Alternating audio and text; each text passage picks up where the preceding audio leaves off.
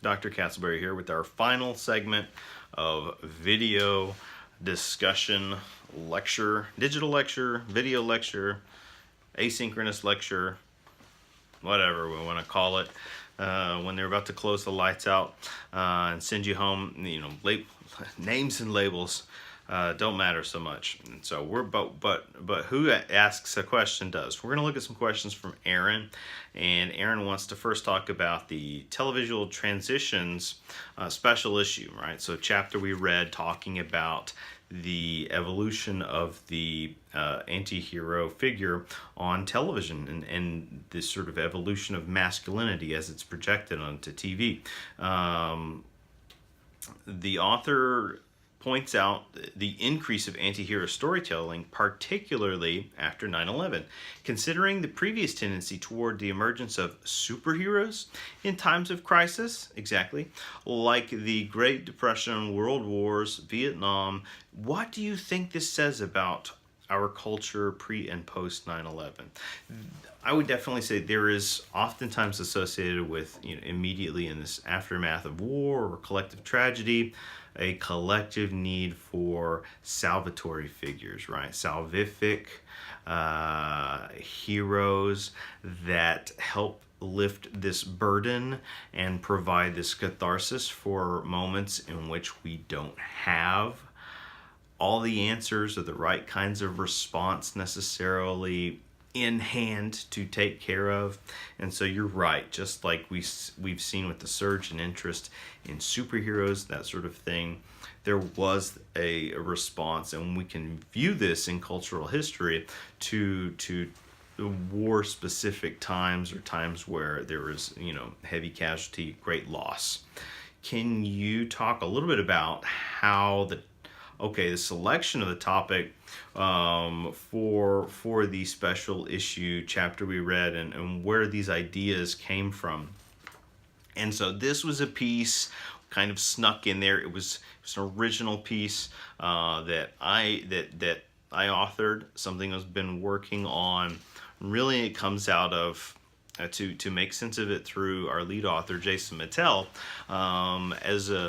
When you enter researcher, writer, scholar mode, you never really fully abandon some of the ideas you're working with. And so, my background research does have a lot to do with television storytelling, and I even have explored superhero archetypes in those post 9/11 years. And so television history has become a specific area of interest and research, and I've also had experience writing about masculinity and genre storytelling. And so there's a lot of convergent themes here that I wanted to touch on. That's the long answer. The short answer of it was I initially had submitted to this journal that I had earmarked out of interest a piece that was far too long, if you can imagine that, long-winded, but it was a piece of writing that was far too long for their preferential standard. And so it was outside of the scope of the journal, as we like to say. It wasn't a good quality of fit, as we also like to say, but the editor in their response was kind enough to direct what they did like about the initial submission and how it could potentially be of interest in the future. And so, long story short, developed an original project specifically with this journal in mind, and but also cultivating a lot of the research and even the teaching and course building that I've been doing to come together with some themes to have a conversation about masculinity and representation of it on television. So thank you for that. And that's a little bit of insight into maybe the process of putting these ideas together and recognizing that drafting phases are important, that feedback is important, negative or critical feedback is important.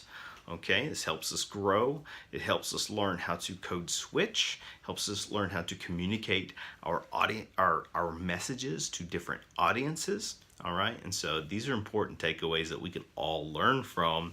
But in the same token, I'm reminded of Jason Mattel, in that at some point in the course we were introduced to a term, and that term led us down the rabbit hole to look at another term, or part of one chapter was in reference to an outside work he had previously done, and then, on an off day, I located that chapter, and then I looked at the influences of that chapter, and so you see like that scholars, the ones that are sort of have a plethora of writings to chart and follow and research, oftentimes you can likewise chart the organic growth and path of their thoughts as they develop and evolve over time. So little tidbits there. We're doing similar work in our communication, media, and ethics major. Our long-term goal is to produce a digital media portfolio, and this portfolio is going to demonstrate that we can execute a number of different styles of writing, research, creative design, content development, and so on, so that we elevate our potential as students, as professional employees, and perhaps as people. We'll see.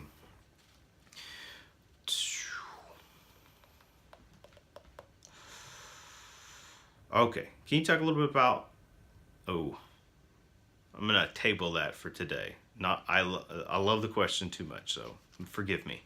I'm gonna jump ahead. Can you provide an example of a devil term, right? So reflecting on that chapter 3 of millennial popular culture. When you think about devil terms at play in contemporary TV dramas, think about the White Walkers on Game of Thrones, and isn't the Night King himself, he literally has horns, okay? So the White Walkers themselves are presented as very, what you might describe as demonic, all right? So these are sort of easy devil figures. For those that sampled, and some of you did sample for your text to write about in the melodrama week, in the pilots from the 90s week, Bob on Twin Peaks, okay? The figure of Bob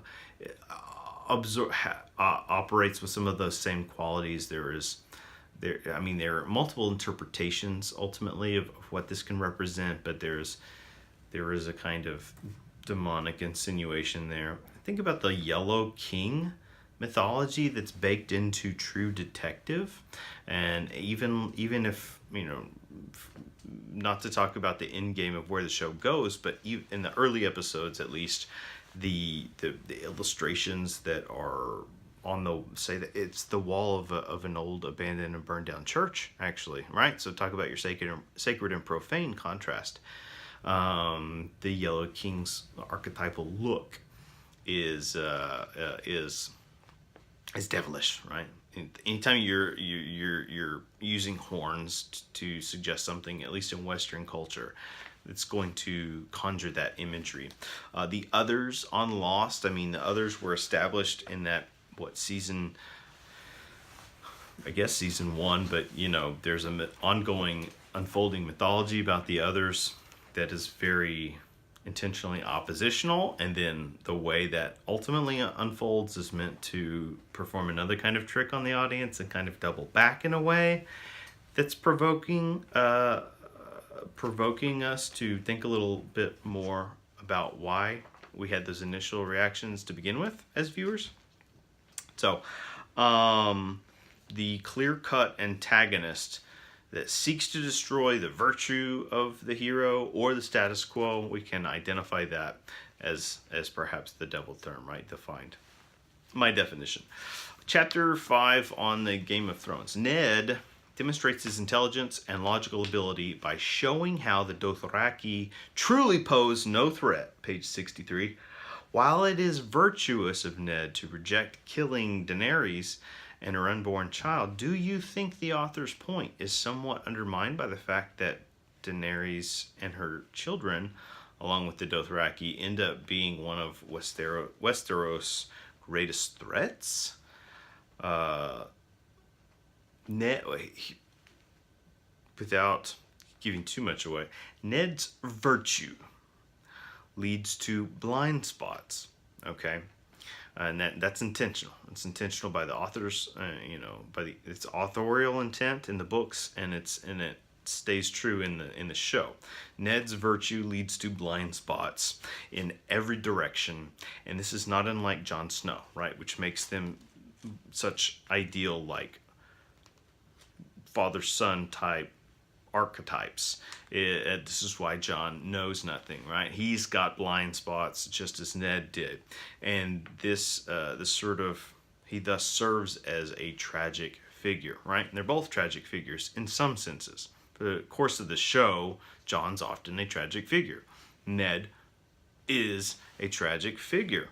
Or are they, right? It's like, we'll find out, but that's something to think about there. Final question for this session. Oh, or maybe not. Maybe bonus question. Perhaps, I have to hurry. Perhaps this trend of moral ambiguity and narrative reversal is reflective of a social reality that questions the efficacy or even possibility of heroes, end quote. This mirrors your discussion of the anti-hero in Televisual Transitions. Nice catch there. Do you think Game of Thrones is another example of the, quote, toxic masculinity, end quote, that arose in the 90s, or something that emerged different, that has since seen transition? Okay, so in terms of Game of Thrones and toxic masculinity, all of the old guard characters exhibit symptoms of toxic masculinity, as do the showrunners, arguably, of this text. Okay, so the showrunners and some of the writer-directors along the way have got themselves into hot water, right, for their portrayals and whether or not it's justified, right? But Game of Thrones also likes to have its cake and eat it too, okay? With its like liberating, strong female characters. I even compared Arya, previous part of this lecture series, to an anti-heroine, right, in certain ways. And so there are these blurred dialogic males with redemptive qualities that emerge and are sort of typically embody the survivors, while the old guard is both part of the problem, right? They kind of set everything in motion, but they also reflect something broken about the system and the status quo. All right, so yes, it's absolutely intended to be a political allegory for numerous situations and settings. All right, final go round. Complex TV, Chapter 7. Mattel argues that, quote, the installment-driven structuring of screen time with significant temporal gaps between episodes is essential to the definition of seriality and the specific ways that serial television tells stories, end quote. Page 239. How do shows like Netflix's Daredevil, Jessica Jones, and so on fit into this model? Released at once, seemingly intentional toward binge watching, these shows don't have the temporal gaps between episodes Mattel talks about. He writes about this, are they still considered serial television or something else? So Mattel, the context for Complex TV is, and we get this through the early chapters especially, he's writing about what was happening at that moment. He even has what feels like a chapter on, or at least large subsection on, the DVD box set experience. And so that frames his argument in a specific place and time, but it doesn't make it any less valid to talk about, or valuable to talk about, in contemporary settings. Netflix does intend for its audiences to binge watch. It's both intentional on their part, but it's also part of the demand from their audiences, okay? So it's coded both ways. It doesn't necessarily undercut what these other texts do, except to say some of their shows have been critiqued for not being good enough to stand on their own episode to episode, unless you're just cramming them all in at once, which begs a whole different kind of question about what we mean by quality TV and what we like for that. Thank you all for your questions. It's been an amazing course. Look forward to future Q&A.